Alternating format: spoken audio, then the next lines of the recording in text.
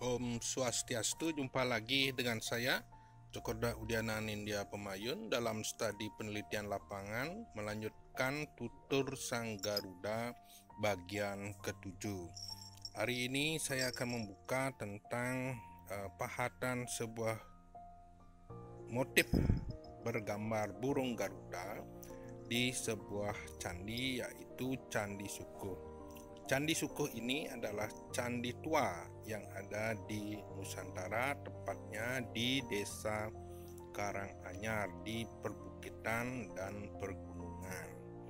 Saya dalam kesempatan ini akan menuturkan sebuah tutur Sang Garuda dalam sebuah pahatan yang berkaitan dengan motif Garuda. Ini adalah suasana areal Candi Sukuh. Motif Garuda yang akan saya bahas adalah yang ada di posisi paling depan sebelum candi induk, ya. Nah, di sana ada sebuah pahatan berbentuk raksasa bersayap yang disebut Wilmana. Namun dalam konteks pahatannya itu terlihat masih berbentuk pola-pola yang sangat sederhana. Nah, inilah bentuk bagian muka, bagian kaki, dan bagian sayap. Nah, dalam tutur ini saya akan membagi 3 tahap uraian, yaitu pertama di bagian muka, kemudian bagian badan, dan bagian kaki.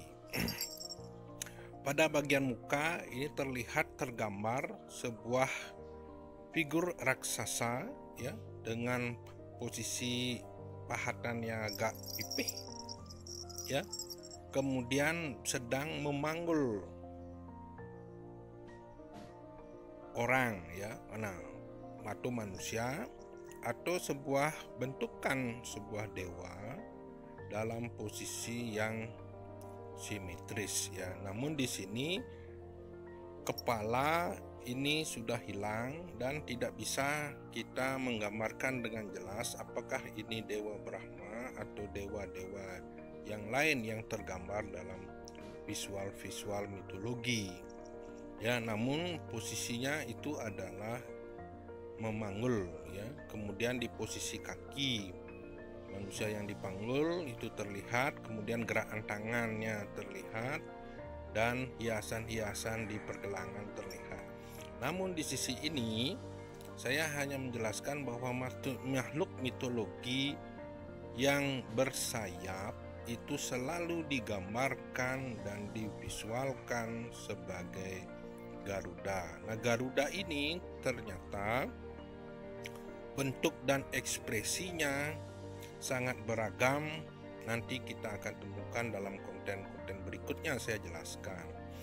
Kemudian dari sisi penggambaran ini terlihat atau terpahat dengan beberapa pahat ini, ya, karena pahatannya masih sangat sederhana, namun pola penggambaran sangat simetris, ya. Ini terlihat Sang Wilmana atau Garuda berkepala raksasa, atau mitologi manusia berkepala raksasa bersayap Garuda, yaitu badannya terlihat seperti sedang memanggul dalam posisi jongkok, ya.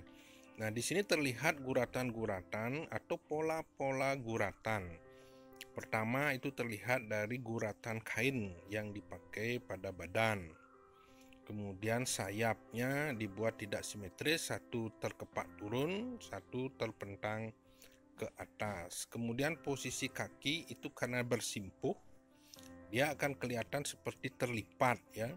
Namun di sini terlihat ciri khas, ya. Dapat terbaca bahwa kaki dari Sang Wilmana atau Garuda berkepala raksasa ini seperti ceker ayam, yaitu terlihat badik, ya. Di kiri kanannya ada badik. Kemudian